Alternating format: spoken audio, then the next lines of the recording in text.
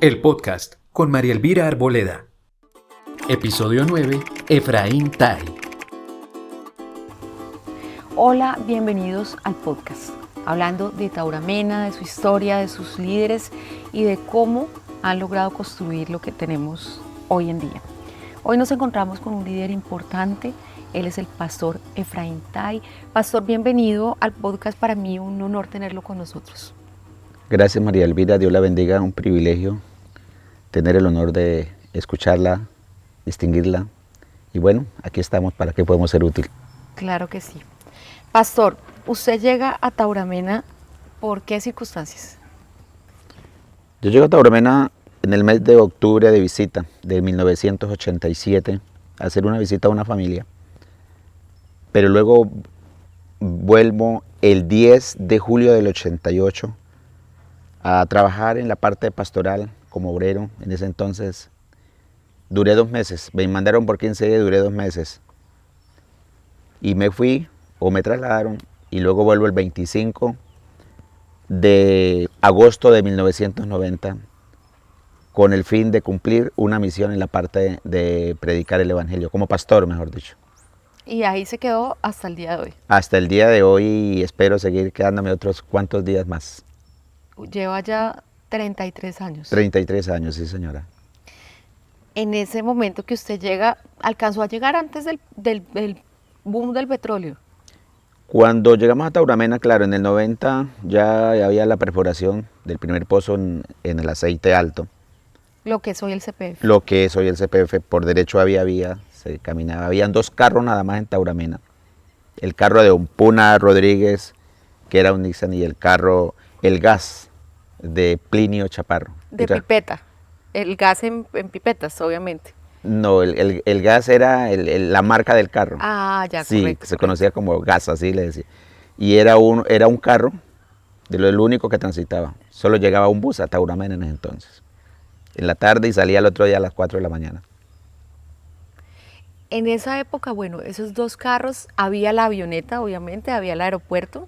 Había una pista de aterrizaje, exactamente, que eso era para emergencia. Por cierto, en el 88, cuando me devolvieron para Yopal, me llevaron en la avioneta, ya que el Cusiano no daba paso. Y la pista de aterrizaje daba, donde las avionetas se estacionaban, era aproximadamente en la carrera 15, entre calles séptima y octava. Allá había, en ese entonces estaba la cerca del DAS, y había un caracol donde uno salía, y aproximadamente eso, entre la calle séptima y octava, en ese medio por ahí frente a la casa fiscal, era donde las avionetas llegaban, aterrizaban desde por allá a la Florida para abajo y llegaban ahí. Y del comercio, pastor, ¿qué se acuerda qué eran los almacenes que había? ¿De cuáles antiguos almacenes recuerda usted? Bueno, almacenes de ropa que yo me acuerde, por lo menos hablando de ropa, existía el almacén Coronado de don Benjamín y la señora Álvarez, esposa, así de ropa que me acuerdo. Por cierto, ahí empecé comprando mi ropa y nos hicimos muy amigos de un gran amigo, un gran caballero, Leonardo, que él tenía algo tan bonito que si le hacían bajar todo el almacén, decía, si me manda a baratar el almacén yo lo hago, porque yo necesito atender a mis clientes, así no me compren. Me decía, fiado no le doy fiado hasta que no venda la primera prenda, y así a veces necesitaba algo y eso era uno. Hablando de la parte ya de Fruer, el primer supermercado que yo conocí, supermercado, se llamaba El Centavo Menos, de Israel Molina. Inició en la casa de ya pues un gran caballero de Tauramena, Pablo Moreno. Eso está por ahí al lado bajito de la Casa de la Cultura, era en un supermercado. Pero en ese entonces venían unos camiones y se parqueaban en el parque. Ahí vendían desde Boyacá. Con todo, desde el camión, obviamente. Desde el camión vendían, exactamente. Era un negocio ambulante, ahí se vendía la verdura, la fruta. Yo tenía que madrugar todos los domingos a comprar la uva para la Santa Cena. Y ya inició Israel Molina con ese supermercado llamado El Centavo Menos, el cual llegó a ser pues un negocio muy reconocido en Tauramena. Pastor, ¿y restaurantes? Restaurantes, que me acuerda de restaurantes en el 90, por decir algo. Mire que no viene a mi mente ninguno, porque Porque era un pueblo muy pequeñito. era un pueblo muy pequeño, la gente salía Por cierto, todavía se amarraban las mulares en el parque, donde hoy es el Parque Centenario, había una mata de bambú muy grande, ahí se amarraban. Algo muy reconocido, ya me acordé de un restaurante, sí, el restaurante de Don Ignacio, en el primer piso, por cierto, verdad que sí, allá había un restaurante que me acuerdo, en el momento de los... Y era como lo único, obviamente. Claro, era y ha sido porque es una gente que se ha preocupado por el comercio, hoy tienen un excelente hotel, una excelente atención, entonces es algo que uno ve que cuando la gente hace bien las cosas, surge. Las panaderías sí. Yo conocí, dicen que había otra, pero la primera panadería que yo conocí en Tauramena, Panadería El Sol de Milton Amaya y Anita Zorro. Que sigue, hasta hoy la tenemos.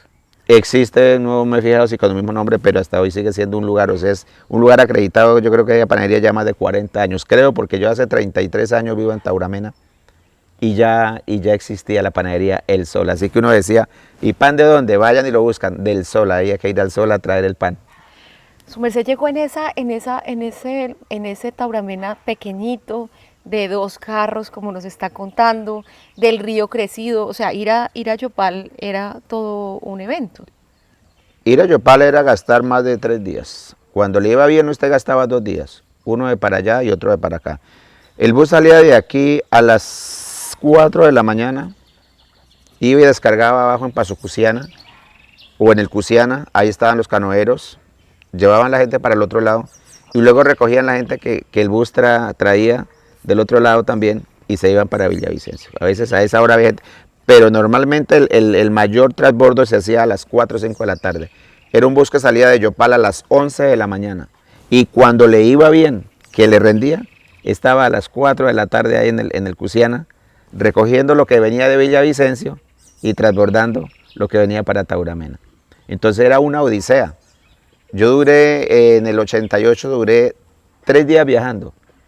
Compré un tiquete el día 7, no pude viajar. El día 8 no pude viajar. El día 9 no pude viajar, de julio del 88.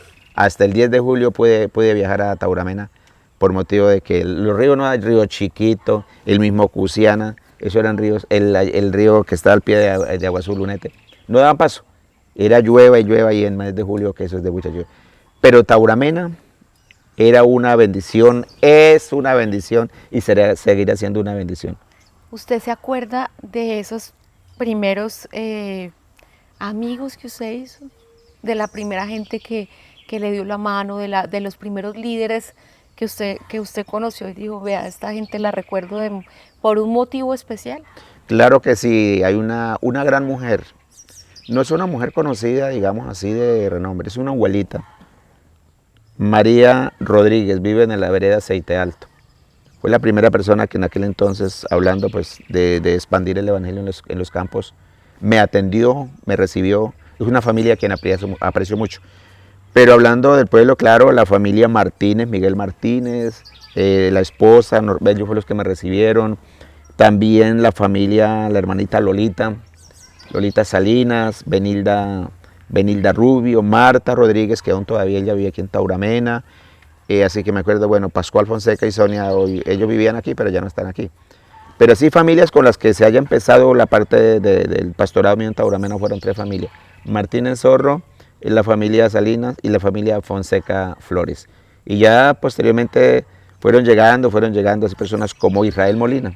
Israel Molina ha sido un hombre de mucha bendición, aún vive aquí en Tauramena en el momento, y es el dueño del Centavo Menos que le decía. Posteriormente tuvo una casa muy grande, un negocio muy bonito, donde hoy es el cajero del BBVA. Usted llegó pues para evangelizar. Correcto. Y se fue, no solo lo hizo acá, también estuvo en veredas, recorriendo veredas. Claro, yo tuve el honor y el privilegio de transitar en cicla desde Tauramena hasta la vereda de la Iquía. Bajando era guapo, subiendo lo pensaba, a pie, otra vez me fui. Un hombre muy servicial, es un vecino nuestro aquí, Jaime López. Más de una vez le dije, don Jaime, necesito que me puede llevar a la Iquía. Claro, don Efraín, vamos.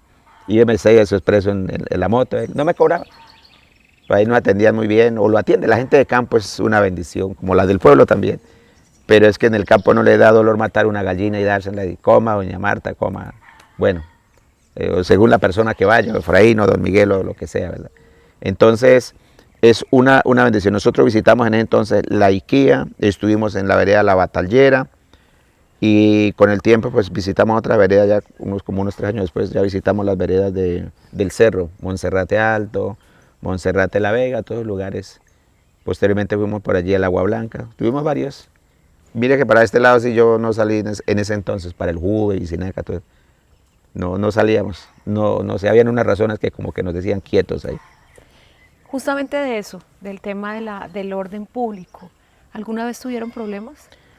Gracias a Dios no, mire que no, porque una vez, por cierto, en ese entonces el cuerpo de seguridad, seguridad del DAS, Departamento de Seguridad Administrativa, me citaron. Yo estaba en un evento, por cierto, me pegaron un susto, que habían llegado unos hombres con revólveres en la cintura y que me estaban buscando. La persona que estaba encargada en el templo se asustó mucho y al otro día me llamó y dijo, mire, pastor, que volvieron a llegar, pero ya sé quiénes son. Dijo, no, del DAS. Y sí, me citaron, yo fui allá, me preguntaron que si había recibido llamadas. Pues en ese entonces existía el teléfono de Telecom, que había recibido llamadas, que no, señor, que si había recibido amenazas, que no, señor. ¿Para qué? Dios nos guardó, nos ha guardado y nos seguirá guardando, y considero que ante todo, pues, la buena conciencia de trabajar con las personas sin hacerles mal. Usted mencionaba, pastor, el Telecom, a uno se le olvida ese capítulo. ¿Cómo era ahí el uso del teléfono? Eso era una odisea y a la bajera muy chistoso, porque uno tenía que ir a hacer fila, 10, 15 personas. En ese entonces estaba el boom petrolero en Tauramena, y era muchísima la gente que iba a llamar. ¿Y todo el mundo escuchándolo aún? Todo el mundo tenía que escuchar lo que uno hablaba, porque habían cabinas, pero eso, imagínese, María, yo tenía a mi novia en Yopal, y yo tenía que ir a llamarla ahí. Debía ir a llamarla. Sí, corrijo. Debía ir a llamarla, y los que estaban afuera tenían, así que no se podía echar mucho romanticismo porque fuera así. Todos escuchaban todo. Sí, entonces la gente tenía que hacer fila. Y a veces era limitado, 5 o 6 minuticos, y una vez pedían, ya es tiempo, nosotros también necesitamos llamar. A veces la gente se enfurecía porque el que estaba adelante no se movía. Así que si alguien quería hablar un poquito más, tipo 11 de la noche, con las moneditas, y échele moneda, y échele moneda. Pero para llamar desde cabina, que era lo más seguro y privado, pues eso era privado entre comillas, ¿no? ¿Y la corneta, pastor? La corneta, sí, señor, eso existía en la carrera 14, entre calles tercera y cuarta. En la casa en ese entonces de don Joaquín Alfonso, muy conocido aquí en Tauramena también, una familia muy querida. La corneta era en una vara, y de ahí se anunciaba la llegada del bus o la salida del bus, o cuando había correspondencia, hay correspondencia para X, Y persona. Era algo novedoso. Don Joaquín desde ahí a las 4 de la mañana ya estaba anunciando la salida del bus. Y todo el mundo... Claro, la gente tenía que colocarse en forma de batalla, en forma de agilizar la salida. Porque era el único bus. Usted se dejaba quedar de ese bus, ya tenía que esperar hasta el otro día. Salía a las 4 de la mañana como el estudio, y tenía que esperar hasta el otro día. O en lo contrario, que alguien la llevara en moto hasta abajo, y a ver si un camión de pronto de los que venía y hacía transbordo la llevaba, pero eso era una lotería. De aquí a Villavicencio, el bus salía a las 4 de la mañana, y cuando el bus le iba bien, uno estaba llegando entre 4 y 5 de la tarde. Y cuando no le iba muy bien, llegaba el otro día por ahí a las 7 de la mañana o 12 del día.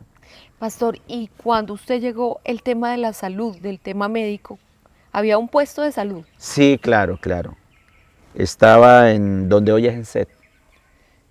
¿Era un puesto de salud pequeño? Era un puesto de salud pequeño, sí, señor. Existía un médico, creo que unas 2 enfermeras, si mal no estoy, no recuerdo. Entonces, pues que me acuerde así de médico estaba el doctor Leonardo, que me acuerde, el doctor Álvaro Campos también, por ejemplo, el doctor Álvaro Campos fue el que recibió mi primer hijo, él fue el que atendió ese parto. Pero había algo en Tauramena muy novedoso, y era don Santisteban. Cualquier cosita, don Santisteban. Yo personalmente acudí a donde don Santisteban, droguería Santisteban, del Esteban. Llegaba usted, decía, eso con una inyección se le quita, tenga, papá. O sea, iban primero. Iba primero. Era que en ese entonces no existía lo famoso que la EPS, que el seguro de no sé. No, yo no me acuerdo de esa cuestión. Eso era El que podía iba a médico y el que no. Existía el seguro social, pero no todo el mundo teníamos acceso al seguro social. Y donde Santisteban, él le preguntaba, ¿qué le duele? Tal parte, eso con esto se le quita. O una inyección o una pastilla, y efectivamente. Y los otros iban a que los sobaran.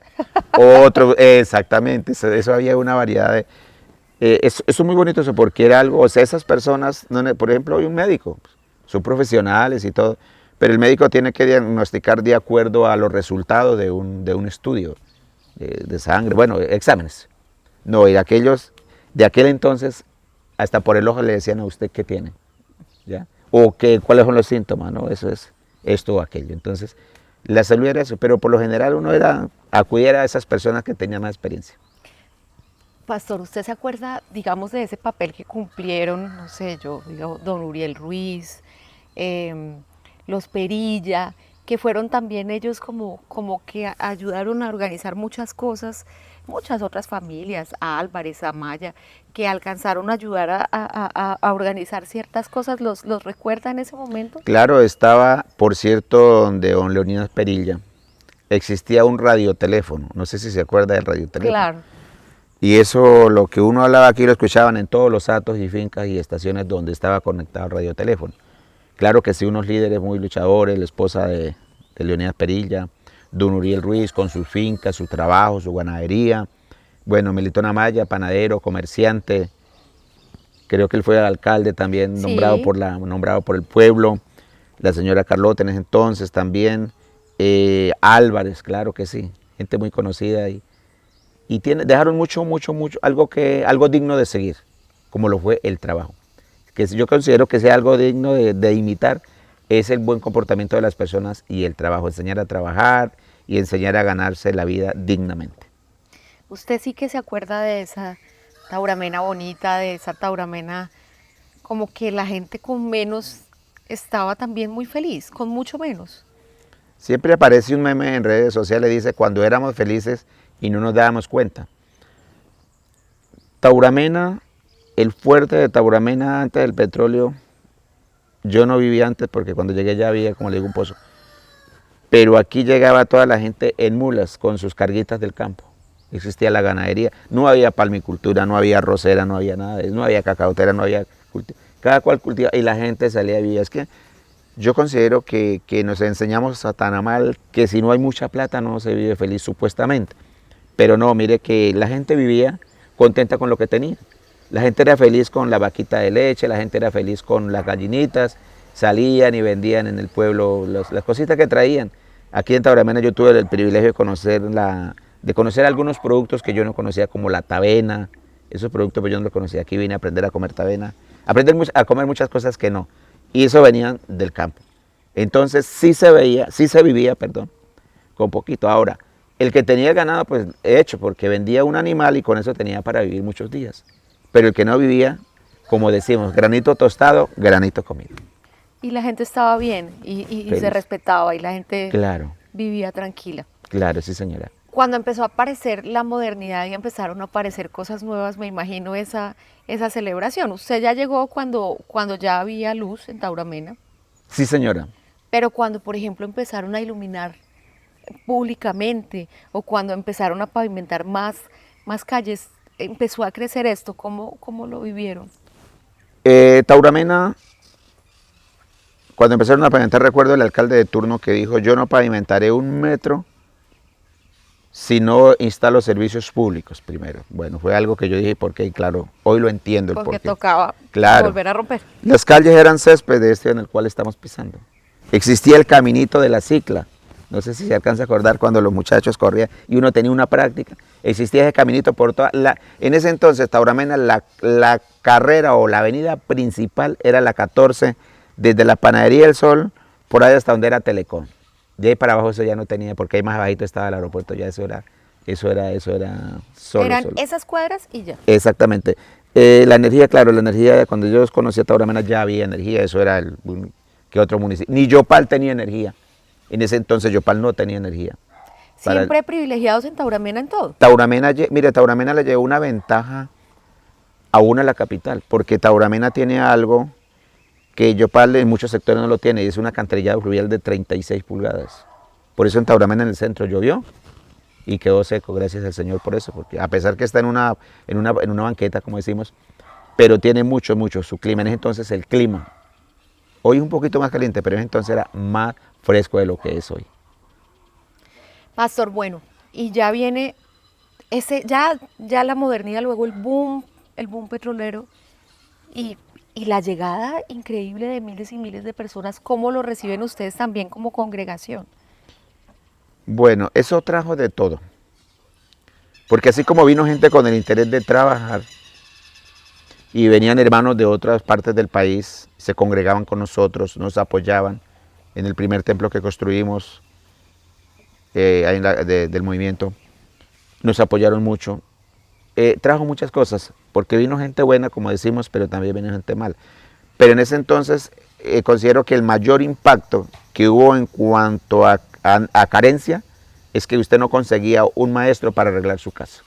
El trabajo. El trabajo, claro. Usted decía, necesito un maestro para que... No lo había, porque todos los maestros del que no era maestro trabajaba en el CPF. ¿Y le pagaban mucho mejor? Toda la vida le pagaban mejor. Sí, en ese entonces yo también molesto con construcción, gracias al Señor. A mí me pagaban 10,000 pesos, 15,000 pesos bien pagado, por pegar bloque, hacer cosas, obra civil.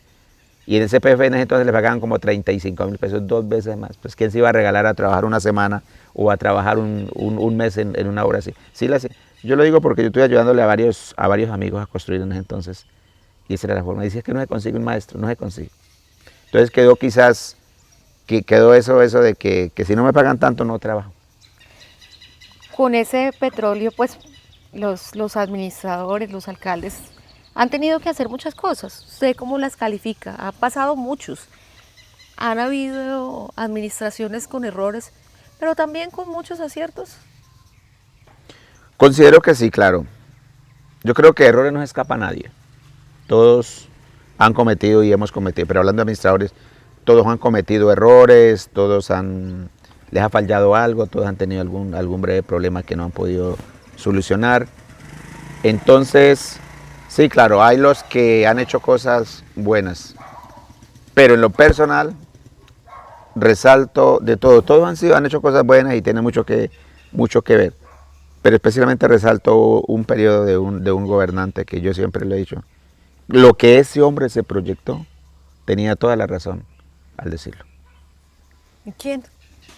Bueno, pensé que no me lo iba a preguntar, dije, bueno, ya por lo menos me salvo. Gundisalvo Vega Sanabria. A pesar de que muchos, bueno, la forma del ser, pero cada persona es como Dios la hizo. Porque le estoy hablando de que a él fue que le escuché, dijo, yo no pavimento 1 metro de Tauramena si no le echo el alcantarillado fluvial, servicios públicos. Hizo infraestructuras grandes como el terminal, como el polifuncional, el polideportivo, que fue criticado y lo criticamos en ese entonces y todo. La pavimentación, las vías para el sur, o sea, abrió vías en la cual la gente necesitaba, hablando de lo rural, la gente necesitaba esas vías, porque sin esas vías era imposible el desarrollo del agricultor. Pastor, usted que ha visto esa Tauramena, que la recuerda tanto, que tiene recuerdos tan bonitos y tan vívidos, ¿qué sueña para Tauramena? Buena, excelente pregunta. Tauramena, mi oración siempre ha sido, yo hace muchos años le decía a la iglesia en aquel entonces, despetrolicemos la mente. Y yo no soy ni ingeniero de petróleo, ni soy economista, pero uno a la luz de las escrituras puede ver que la única dependencia exitosa de una persona está cuando usted coloca a Dios en primer lugar y le dice, Señor, aquí está mi vida es tuya, Señor, haga. Entonces yo le decía a la gente eso. Hoy se está viendo que era necesario, por eso hoy tenemos cultivos de piña, cultivos de plátano, de todo, mejor dicho, para no enumerar. Pero ¿qué sueño? Yo sueño con una Tauramena, primero que todo, que las familias tengan paz, que tengan tranquilidad, que pueda vivir quieta y reposadamente, así lo dice la Biblia. En la economía, Tauramena lleva un empuje para mí económico que no lo va a frenar nadie porque cuenta con la bendición de Dios. En Tauramena se han hecho eventos que aún en Yopal no se han hecho, ¿ya? Y eso hace que Tauramena tenga, es más, tuve el honor y privilegio hace 2 meses y medio atrás de tener una conferencia con un estadounidense en Yopal, una conferencia que nos dieron. Y él habló del Casanare. y dijo, Casanare tiene algo tan propio de bendiciones. Pero hablaba con otro personaje y me dijo, ¿qué tiene Tauramena? ¿Por qué para Tauramena todo? Tauramena el Día de la Biblia, Tauramena el concierto, traer, por ejemplo, al programa que se hizo el año pasado y este año, a agrupaciones como Miel San Marcos, como Alex Campos, eso es algo que dice mucho. Entonces yo por eso vislumbro a Tauramena una tierra bendecida, que haya armonía, que haya paz, y como le digo, la economía, yo lo declaro, digo, Dios mío, la economía en Tauramena no la frena nadie, porque es que aquí el que diga que no tiene trabajo es porque no le gusta.